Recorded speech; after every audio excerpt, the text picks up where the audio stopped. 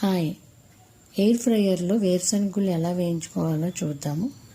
200 temperature పెట్టాలి. 5 to 6 minutes timer పెట్టుకోవాలి. 1 minute heat అయిన తర్వాత అప్పుడు వేరుశనగుళ్ళు అందులో వేసుకుంటాము. వేసుకున్న తర్వాత లెవెల్గా చేసుకొని అన్నీని చేయి పెట్టే ముందు చూసుకోండి, కాలుతుంది, అందుకని చేయి పెట్టద్దు మీరు లోపల. అలా లెవెల్ చేసుకొని అప్పుడు క్లోజ్ చేసేయాలి. మధ్య మధ్యలో మనం అటు ఇటు కదుపుతూ ఉండాలి, లేదంటే ఒక పక్కే మాడిపోతాయి, ఇంకో పక్క అలా ఉండిపోయి. అందుకని మనం అటు ఇటు కదపడం మంచిది. నేను 10 years నుంచి ఇది వాడుతున్నాను, చాలా బాగుంటుంది ఇది.